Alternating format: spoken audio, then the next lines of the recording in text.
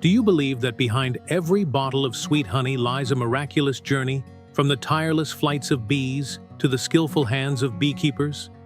And do you know how royal jelly, a priceless gift from nature, is created? Especially in China, the world's leading honey producer, where tradition and technology blend to create exquisite products. Join us as we unveil the mysteries of the honey and royal jelly harvesting and processing procedures here, to better understand the value of these precious sweet drops. Beekeeping in China is mainly concentrated in regions with favorable natural conditions, such as Yunnan, Guangxi, and Sichuan provinces. These areas have rich vegetation, especially flowers, providing abundant nectar sources for bees. To obtain high-quality honey and royal jelly, the journey begins in boundless flower fields.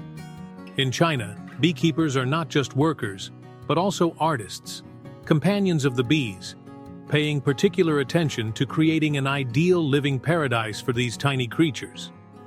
They do not simply choose a location, but seek out homes with abundant floral resources and a pristine environment, often in peaceful rural areas or majestic mountains.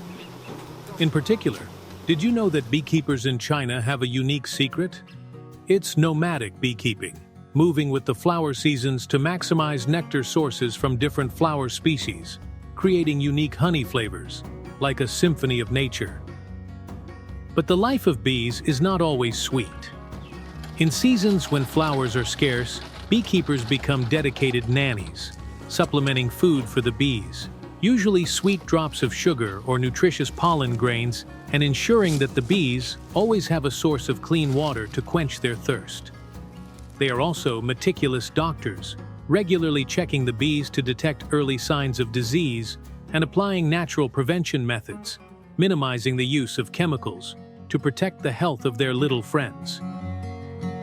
And finally, they are talented architects, regularly inspecting, cleaning, and replacing honeycomb frames, creating a clean and comfortable living space for the bees.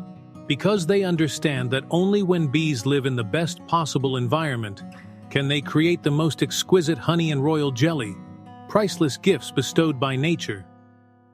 Did you know that a bee must fly about 90,000 kilometers, equivalent to twice around the Earth, to create 1 kilogram of honey? This shows the value of every drop of honey we use every day. But have you ever wondered why bees choose to fly so far? The answer lies in the diversity of flowers. In China, with its vast area and diverse climate, bees can find abundant nectar sources from flowers such as canola, acacia, lychee, and longan blossoms.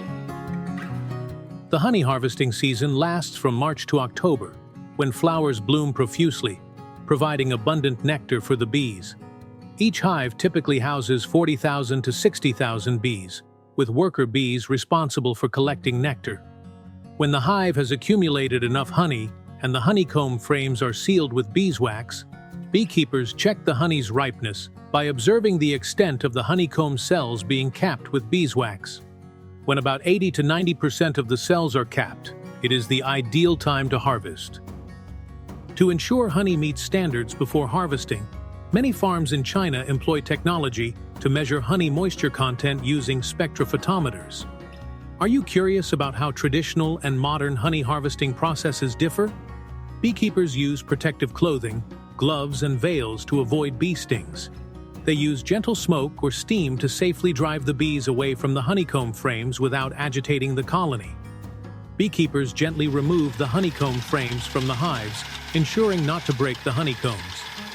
Then they use specialized knives or uncapping machines to open the honey cells. The honey frames are placed in a centrifugal extractor to separate the honey from the beeswax without damaging the structure of the honeycomb frames. Raw honey after harvesting contains many impurities such as beeswax, pollen, and debris. To ensure purity, honey undergoes multiple filtration steps. Pasteurization helps to kill bacteria and yeasts that can spoil honey.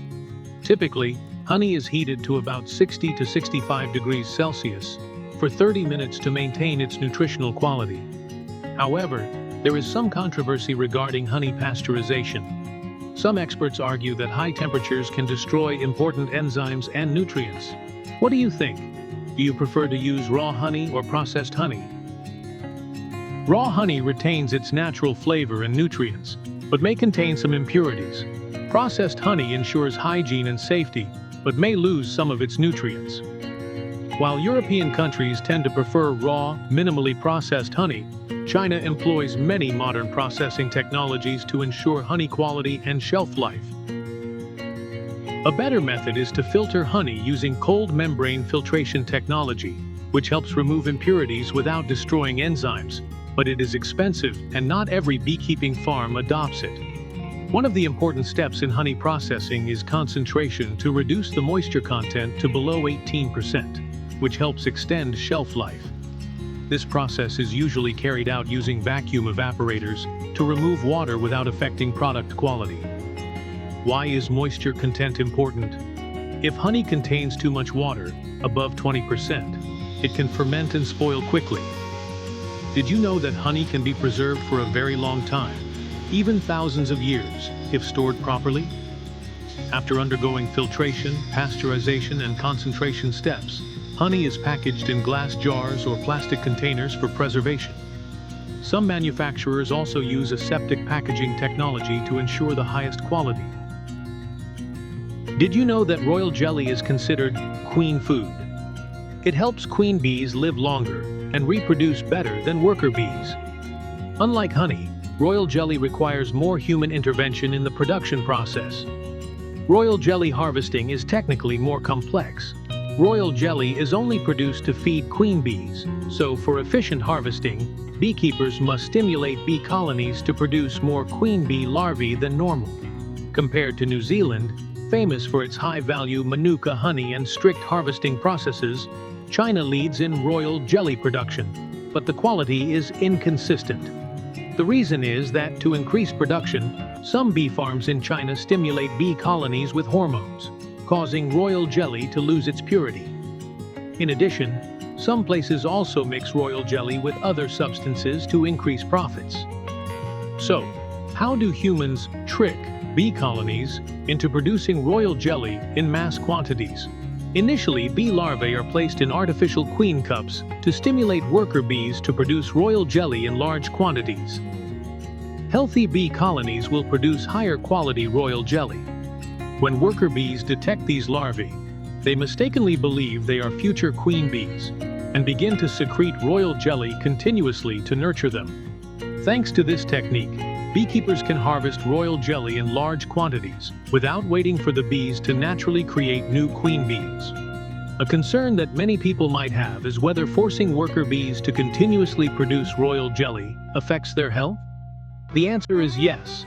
To prevent negative impacts, professional beekeeping operations always prioritize implementing special care measures during honey extraction. This is because neglecting to provide essential nutrition and maintain an optimal living environment can quickly weaken the bee colony, leading to serious consequences. A significant decrease in honey production and a threat to the lifespan of the bee colony. After 3 days, when the queen cells contain enough royal jelly, bee farms use vacuum suction devices to harvest the royal jelly, helping to reduce contamination. Royal jelly after harvesting is stored at -18 degrees Celsius to preserve its nutrients. Did you know that a healthy bee colony can only produce about 500 grams to 1 kilogram of royal jelly per month? This is why royal jelly is considered a rare product. Honey and royal jelly are high-value products in the food and pharmaceutical industries. From beekeeping and harvesting to modern processing, China has created many high-quality products for both domestic and international markets. However, the use of technology in processing is still causing much debate between preserving nutrients and increasing shelf life. In addition, the United States and Europe have previously detected antibiotic residues in Chinese royal jelly, leading to import bans or stricter inspection requirements. This has forced China's royal jelly industry to adjust its production processes to meet international standards. However, with continuous efforts, they are also opening up new opportunities, moving towards sustainable and high-quality agriculture. What do you think about the future of this industry? And don't forget to hit the subscribe button to join us in discovering more fascinating things about the world of agriculture.